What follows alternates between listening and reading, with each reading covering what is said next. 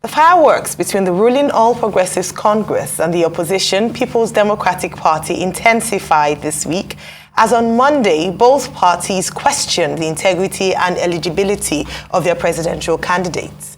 The Tinubu-Shettima Presidential Campaign Council called on security agencies in the country to arrest the presidential candidate of the PDP, Atiku-Abubakar, for allegedly stealing public funds through special purpose vehicles. The call for Atiku's arrest came in the wake of an allegation by his former media aide, Michael Achimugu, that he was privy to how the Atiku laundered public money through the SPVs. Responding, the PDP said that it was ironic that the presidential candidate of the APC, Bwala Tinubu, who had been accused of perjury, forgery, treasury looting, corruption, and narcotic-related conviction, had been left out. The PDP also dismissed as irresponsible the attempt by the APC and its presidential candidate to divert public attention from the issues affecting Nigerians. Joining us on the show this morning to discuss the calls for Atiku Abubakar's arrest by the All Progressives Congress is Daniel Bwala, spokesperson for the Atiku Okowa Presidential Campaign Council. Welcome to the morning show. Good morning. Thank you, Ayo, and good morning, Dr. Abati. Well, good morning, Daniel Bwala, and thank you for joining us. Well, spokesperson of the All Progressives Congress, Festus Keyamo, has asked the security agencies to arrest immediately the presidential candidate of your party on the basis of allegations made by Michael Achimugu. And he's even saying that he's so convinced that Waziri Atiku Abubakar has a case to answer, that he is prepared to step down from the campaign and just follow up with that case in court. Your camp has only been responding with attacks on the Michael Achimugu and also, I guess, on Festus Keyamo. What exactly is the truth?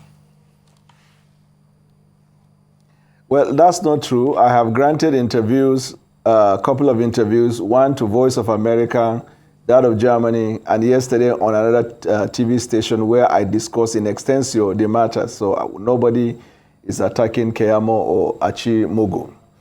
Let me start from the point of law of what he wrote, that is, attack the issues frontally.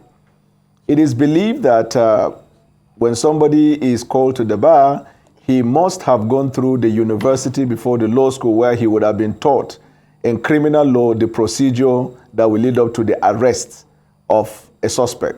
First, you make a report. Two, the law enforcement will investigate. And three, if they find credible evidence, they will invite the person. If the person refuses to show up, they will declare him, if he can't be seen, they will declare him wanted or they will arrest him. And from there, they will charge him to court and prosecute. They teach that in part 2 and 3 of the university. Anybody who is a lawyer that does not know these basics and writes a letter to the law enforcement and call on the law enforcement to outrightly arrest somebody on the evidence of a paper that he wrote, that person's certificate must be questioned. That's to begin with. But I assume that when somebody has what we call a condition we call pantophobia, it's possible that even though the person may be experienced in law, but he can exhibit that. Pantophobia is a condition where somebody is having increased anxiety that is triggered by the fear of something. And I know that APC and Tinubu, Asiwaju Tinubu, they are presently suffering from pantophobia. It is a fear of imminent defeat that is staring them right in the face. And that fear, sometimes there are some people who can say it's justifiable because when somebody assumes that he will win, but every day of his life and their campaign, they are confronted with stacked chances of a failure, it's possible for them to come up to throw in anything from the kitchen sink. The fear that the campaign is being shattered because some members of the campaign are not supporting, the fear that 2 days ago they had to call all the chairmen in the country and the vice presidential candidate had to tell them that, look, we are spying on you. We have some of you are not working for us.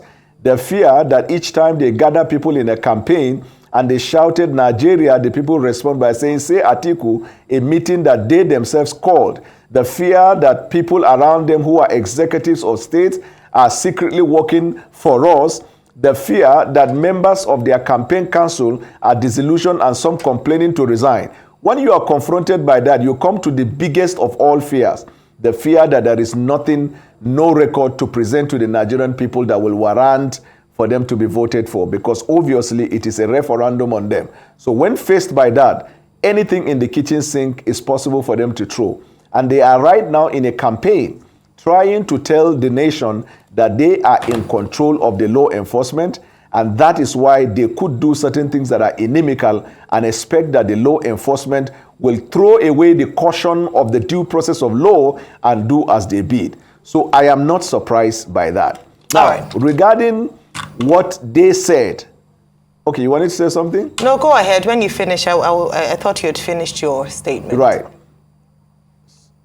Okay. Regarding the allegation, yesterday I replied in extensio. They presented in their conference the blackmailer as a whistleblower. Now, there is a difference between a blackmailer and a whistleblower. If you're familiar with the nitty-gritties of law enforcement, anytime intelligence or report comes to them in the name of a whistleblowing, these are the facts they observe to differentiate whether he is a true whistleblower or whether he is a blackmailer. Number one, the complaint that is made. When did that happen? And this one, they complain about what happened when Atiku Abubakar was vice presidential candidate. So the blackmailer was not there. Everything he said was what he heard, which is hearsay.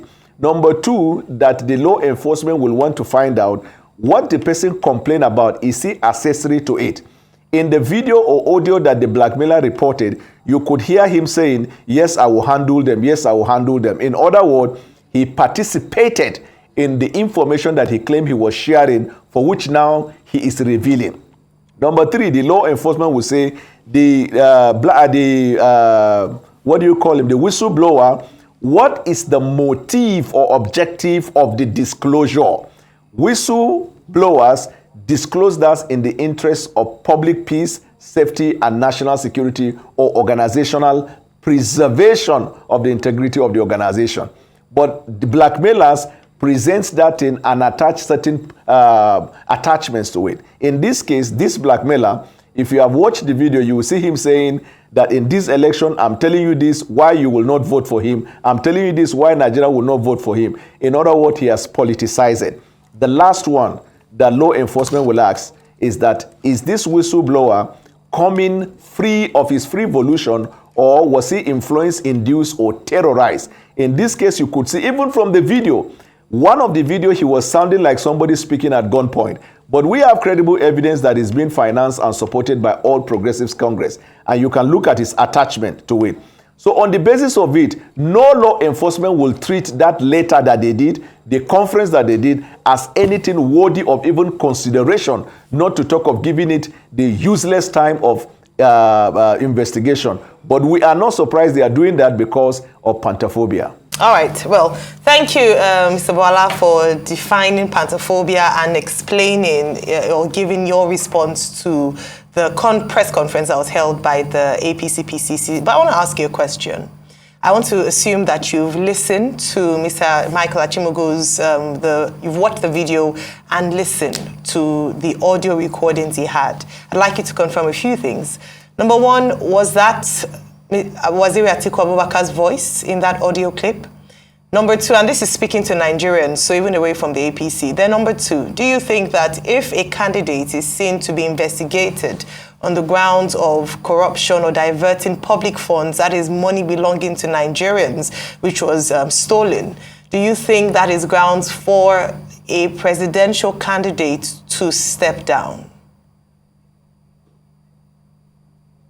Right. So let me start with the two and come to the one.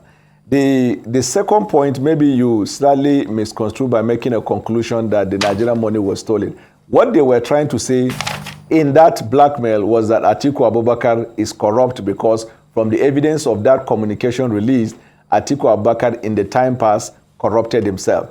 And then number one, and I will answer that. Number one, you also said if that voice in that communication is the voice of Atiku Abubakar. Now, let me tell you, I am not in a position at the moment to deny or confirm that it is the voice of Abubakar. But what I did, and I've been doing is, like playing the devil's advocate, in the worst case scenario, even if it is the voice of Abubakar, the question I have asked is, in that communication, is the law breached?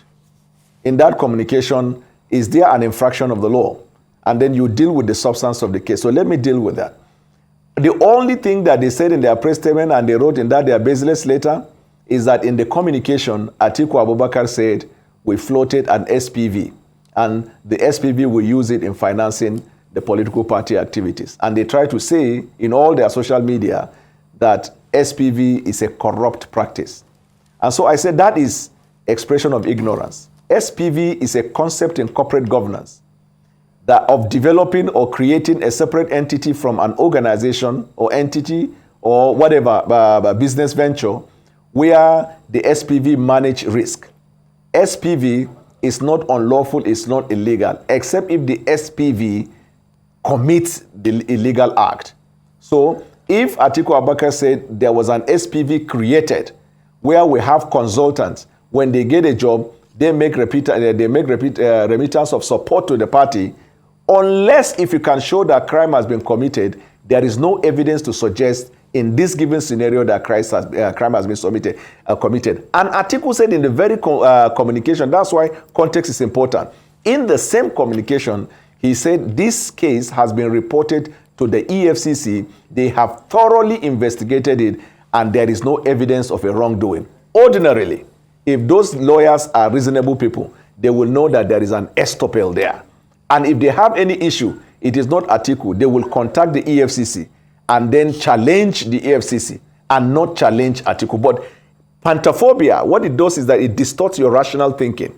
It tends to give you the sudden anxiety where a senior advocate will behave like a first-year law student, or a professor of law can behave like somebody who is just trying to get admission into school. That's case number one.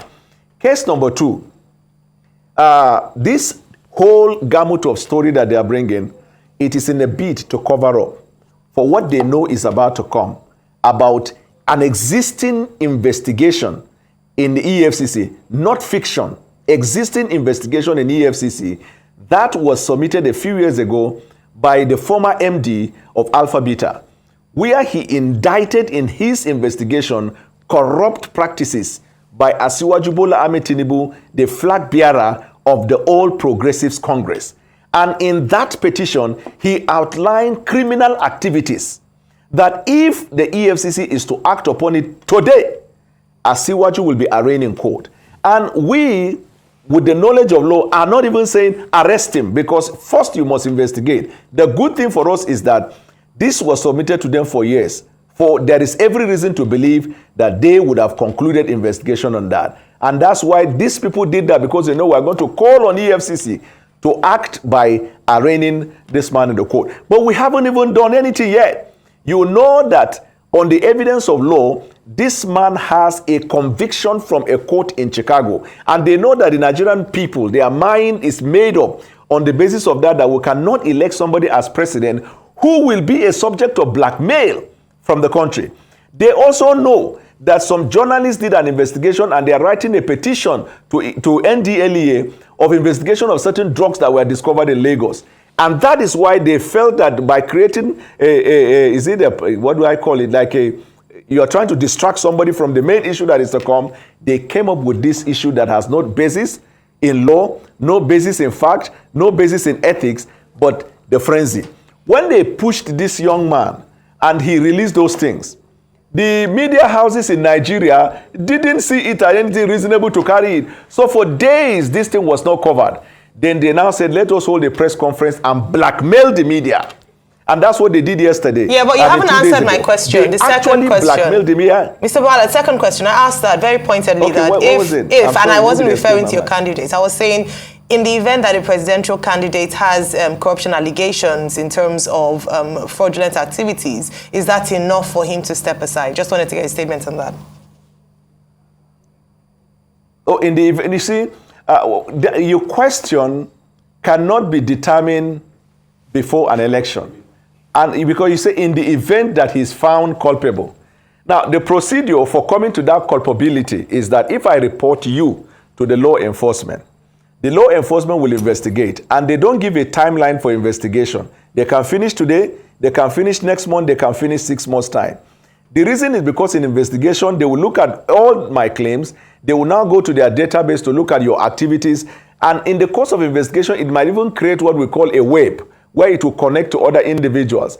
Now, that process that it will last for them to come to that conclusion, it is not something that can be concluded before the election, which will then give that point you are saying whether he should step away from that election. And even after the investigation is done, they will come up with a finding whether they have found credibility in that report or not. If they have not found credibility, it goes away. If they found credibility, then they will invite the person to come and now begin to answer questions on their findings. If he could not establish a concrete defense, then they will now proceed to charge him. So the question does not arise because the election would have been conducted assuming that even their claim has legibility. But in this case, they are writing a petition on what has been investigated with a finding that there is no evidence of wrongdoing. So it does not even warrant a question in the given circumstance. It is an exercise in futility. It is a wild goose chase.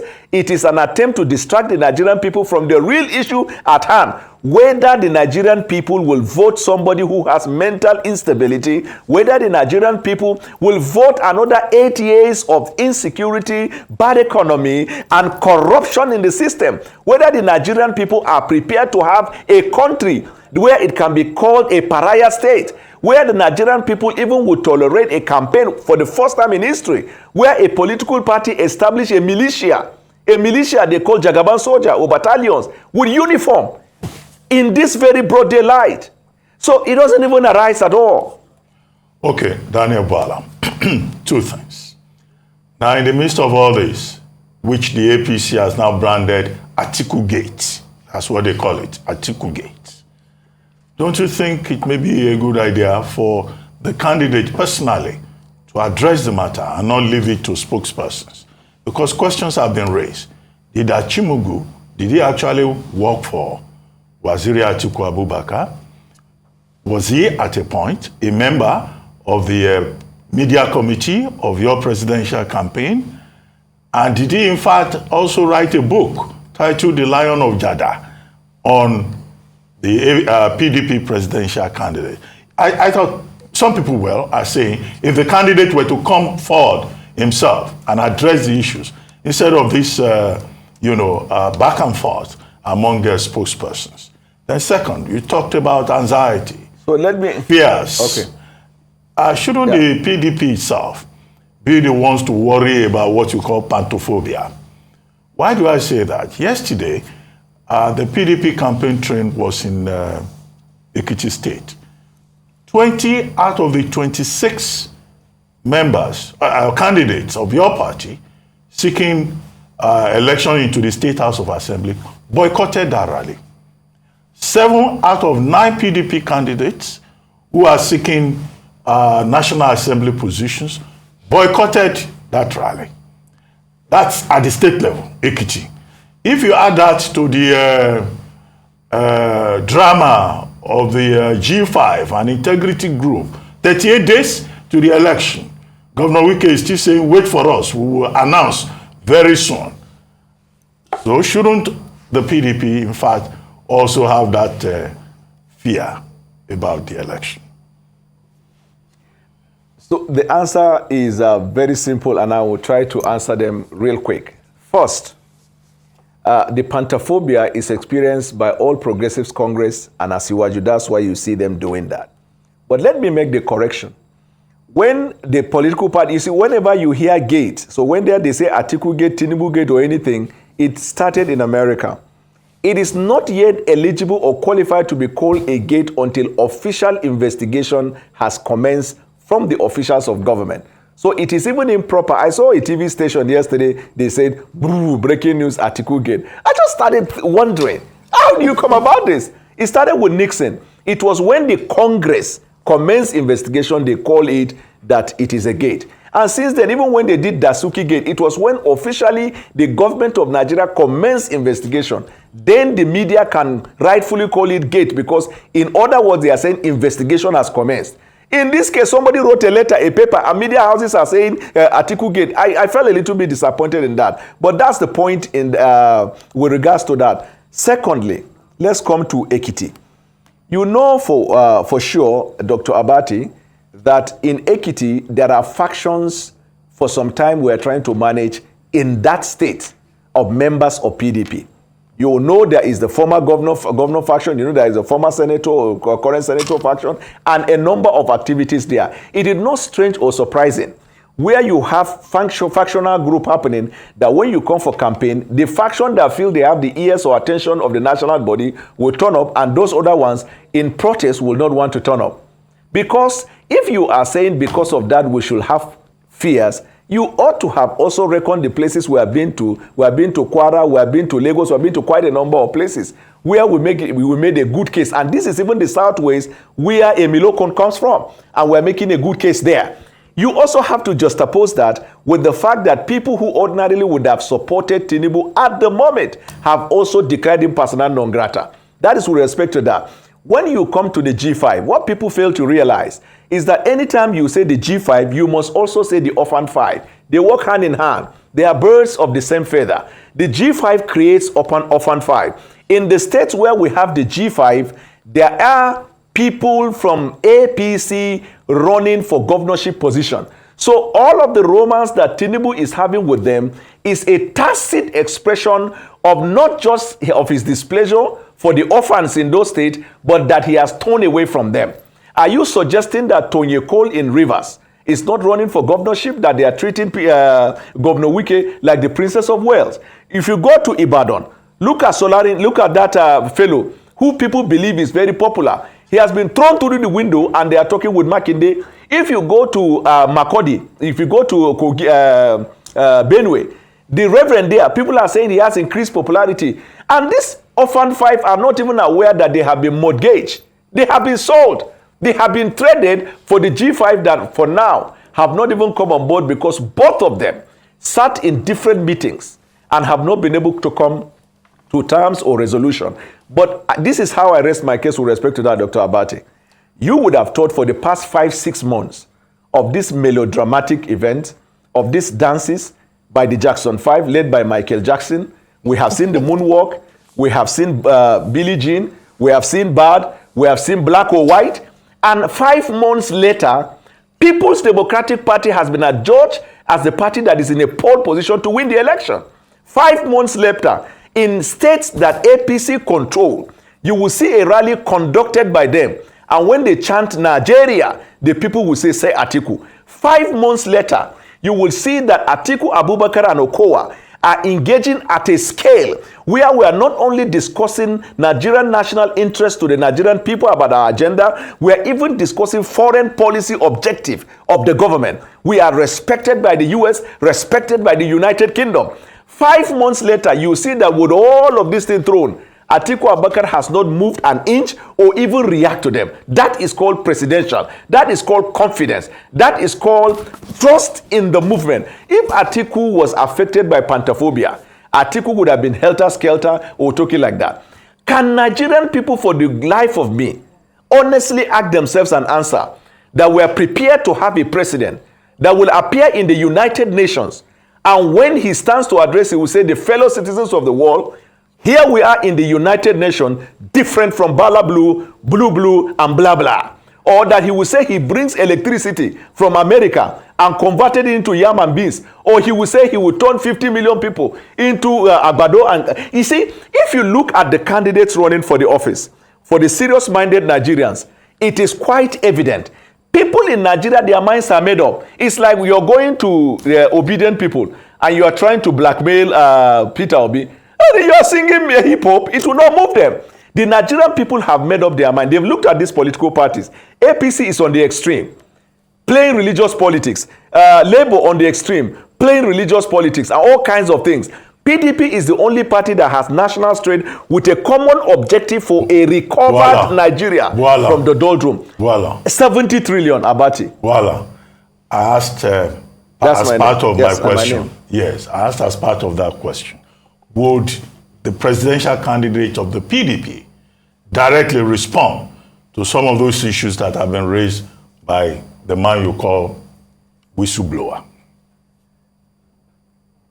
And my answer is, he will not respond to a baseless distraction ahead of the election. We're making our case to the Nigerian people for election. And in which case, if the people believe in that blackmail, they will express that at the poll. All right, so is this not similar to what the people have accused the APC presidential candidates of doing in terms of not responding to questions of this nature from Nigerians? If you're saying he's picking and choosing, does it mean that in the event that there was a case against him, should he become president, he'll do the same thing and decide to choose not to respond to the Nigerian people? The Nigerian people have asked the question, there's a video evidence out there, they deserve a response from him. Nigerian people have not asked any question. The APC raised allegation. The Nigerian people, through the press, the one I know, but you can teach me, the one I know is that the press exists as the voice of the Nigerian people. The press have had series of debates and town hall, which Atiku has turned up in all of them, and answered questions that border on the wishes and the concerns of the Nigerian people, on the economy, on security, on debt, on education, on healthcare. He has appeared. This one that you are asking is an allegation raised by All Progressives Congress and the sponsored blackmailer. It's not the Nigerian people. And we, the spokesperson, that's our duty. We have reacted to it. And I told you, on the basis of fact, on the basis of law, all these things are baseless. It is the press that should ask them the question that now that you have raised this blackmail, have you written to law enforcement? It's a relation of rule of law now. And if they say yes, has the law enforcement responded to you? If they say no, they will say then wait until the law enforcement respond to it. The press people can't prosecute anybody. But in terms of public perception, we are discussing the issues. You have raised valid questions. I've given you the answer. I've explained SPV. I said infraction has not been committed. And I said Atiku is in a pole position to win. And on all issues of the economy or any other thing, we are prepared to answer. But I can't for the life of me imagine that Atiku Abubakar, knowing this blackmail, will now stand and say he's responding to them and be distracted by the core objective of our recovered agenda for Nigeria. Okay, two quick things. There's this controversy online about former Minister of Education, former Minister of Solid Minerals, former DG of the Madam Due Process, Obieze Christile, saying that your candidate should stop going about saying that he was the head of the economic management team of Nigeria at the time, and that he did so well he will repeat the magic this time around. What exactly was he in his capacity as Vice President of Nigeria? Okay. And then second, Alex Vines, the Director General of the Chatham House in London, was reported as saying that an invitation has been extended to Waziri Atiku Abubakar to also come to Chatham House, and they've not received any response. Is the presidential candidate of the PDP running away from that platform? Or you guys are also preparing for a Chatham House jamboree? I like the fact that you even call it jamboree. I think I should assume you have answered that, but let me, for the avoidance of doubt, answer them. The first one, I remember this last one, and then you remind me of the first. The Chatham House. The Chatham House, like I said the other time, is a building, but the institution running the Chatham House is Royal Institute of International Affairs. So what they usually do is they discuss about policies around the world. And when they raise up policies, they bring policymakers and people who are trying to think of change to come and have the conversation. And each time they invite anybody from anywhere in the world, you will see representation from around the world. So that when you speak, they will say you are addressing the world. You see, in those days when you appear in Chatham House, they will say somebody addressed the world. Now, check the ones that Asiwaju went. Who is the world there? It is APC Nigeria and APC London, then the assistant chair of Chatham House, and those other white people you see are the lobbyists that APC briefed to organize those events. They went and made a caricature of themselves. Then in the evening, they were singing Bugao, Eni, Bigao, and they're jumping. As if what they did in the morning amounted to displaying intelligence leading to what we want to change as a country. Atiku instead has gone above the Chatham House to talk about the people that influence policy, the government of the United Kingdom. It is like you're saying that somebody from America is coming here to Nigeria to hold a meeting in Nips in Jos. And you are saying that that one is much more important than somebody coming to talk to the government officials of Nigeria on policies and collaboration. Which one is bigger? They are holding to form. We are holding to substance. We are talking about things that matter to the Nigerian people. And therefore, Atiku is not obligated to appear there. There is no law in Nigeria or anywhere in the world that says when they call you, you will go. After all, when you go to the Chatham House, what do? You speak. After you speak, one or two people will ask questions. Have Nigerians not been asking questions? Those that will vote.